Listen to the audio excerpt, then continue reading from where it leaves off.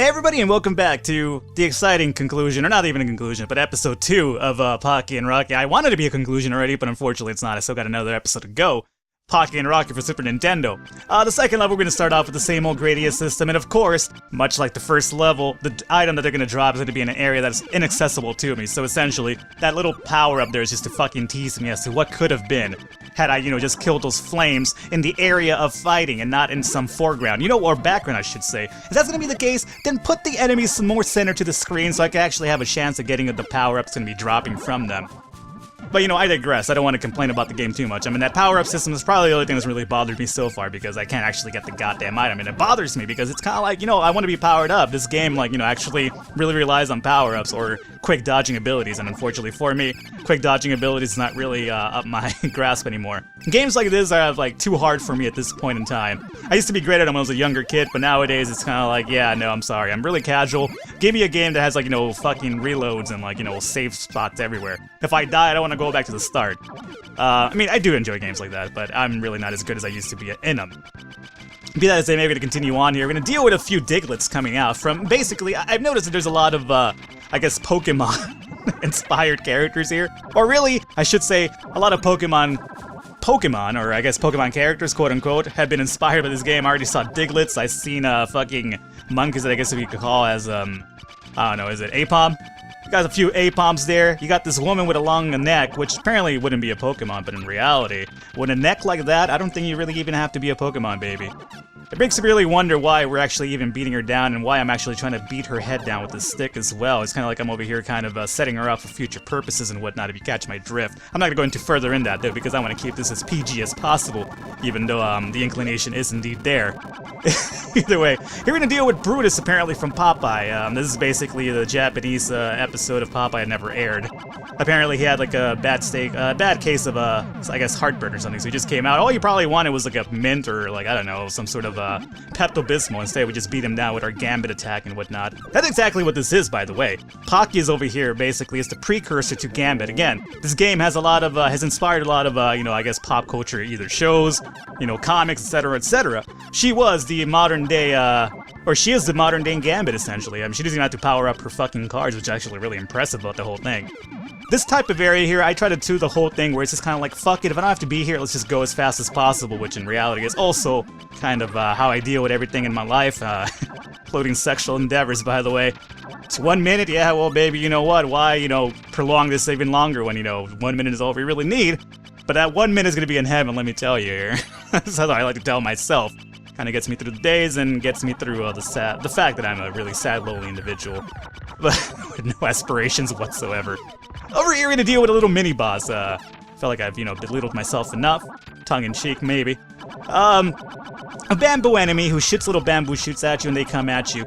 It's a really easy boss overall. Unfortunately for me, I got a little bit too carried away and I was kind of like, yeah, let me get all up in this guy's face, and I lost my little tri-attack and whatnot, so I kind of relied on that power system, as you can see. Apparently, Pocky's power is really no bounds here. He's gonna deal with 3 of these guys. By the way, is it just me or these guys kind of look like Baxter Stockman to a degree?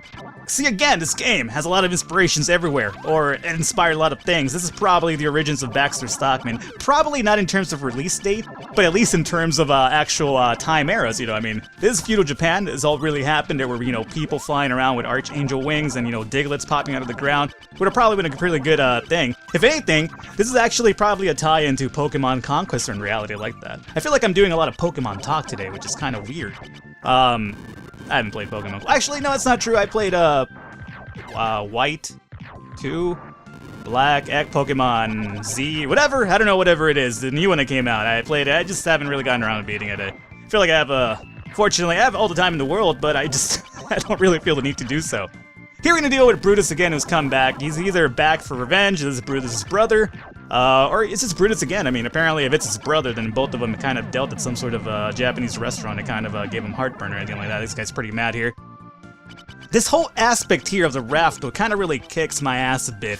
Just because, you'll see in due time, but falling into that water is really, really hazardous to your health. which is, you know, fine. I can understand maybe Pocky doesn't swim. It's fine. I don't swim myself. You know, I should probably swim. I don't. If there's ever like some sort of, you know, like disaster here where I live, and there's like some sort of typhoon or some shit like that, I am pretty much the first one in line that's fucked. Because I can't swim anywhere. I'd be pretty much dead.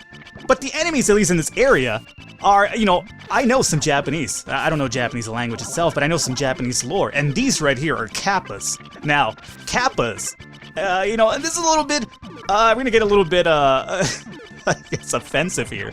But kappas, to my understanding, at least the few, let's just say, adult animes that I've seen in my life, kappas happen to be sexual predators by nature, and not sexual predators in that degree, but pretty much they are essentially portrayed as, you know, demons that like to hunt on women in Japan, and like, you know, pretty much what they do, the premise of them is to actually just go into the women and, you know, have their ways with them and kind of impregnate them to a degree so that they could have their like little demon offsprings and whatnot. Like, you know, again, I'm not trying to be offensive or anything. This is actually what I've seen through Japanese experience that I have. See, that kappa wanted to take me in the water, which even leads me to believe that I'm not, you know, bullshitting over here. I'm not over here shooting from the hip. It's completely legit. But either way, that's the kappa history that I'm aware of. If you know anything about any difference about kappas, then please go ahead and let me know. I mean, prove me wrong if that's the case. I'd rather have you prove me wrong. This enemy design over here, by the way, is really amazing too. They have crabs and fucking bubbles just floating onto your thing. I mean, what is that even about? I mean, what is that? How does that even happen? Like, are you telling me that the fucking water in Japan here is just so condensed that, you know, it bubbles up and these fucking crabs just kind of fly towards you? Well, not really fly towards you, but levitate towards you in a bubble system. Ah, okay. Alright, let's give this guy a little bit of an introduction here. Hey, that is enough Nopino goblins. That's Nopino goblins. I was close. I think I called them like Noblino or some shit like that. I guess I was just trying to combine Nopino and goblins into one single word.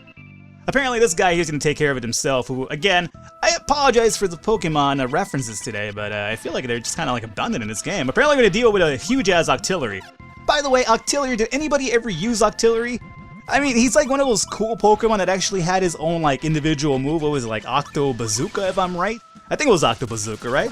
But he was just so goddamn underpowered. And the thing about Octillery that pissed me off the most was that he was a little goddamn fish, like a little small thing, right? And he somehow evolves into an octopus. Now, I am not a marine biologist by any stretch of the imagination. You know, the farthest experience I have in any sort of, I guess, education of big waters, land masses, and whatnot, and sea creatures is, you know, what I've seen in National Geographic, but I don't think that a little small fish should be able to turn into this goddamn, I guess, creature from the Black Lagoon here, or not necessarily Black Lagoon. It's not a lagoon at all. It could be a lagoon, I suppose. I don't know. I mean, considering what's going on over here, I mean, fucking... And here's the thing. Another thing, by the way. Are these tentacles even related to him in any way? I mean, they look like they're part of him, right? I mean, the dragon heads right there look like they have little suction cups, which is, you know, pretty much goes hand in hand with octopuses or octopi, whatever you want to call them. But I mean, this monster is kind of like a little cross between either a goddamn octopus, obviously, or some sort of hydra, which kind of makes me think that this game is getting a little bit too out of hand now. It's just kind of like, do you want it to be an octopus enemy or do you want it to be a hydra? Just pick one. Stop being so goddamn greedy with your enemies here. I mean, I can't even imagine, like, you know, in Dark Souls, for instance, you had to deal with the Hydra. I mean, can you imagine dealing with a headless thing just shooting this fucking water beam at you? Again, I wouldn't say, like, you know, water gun attack or bubble beam or something like that, but I feel like I've done enough Pokemon references for one day. Probably for a lifetime, honestly, here. I like how his little band-aid just kind of floats about in the water as well.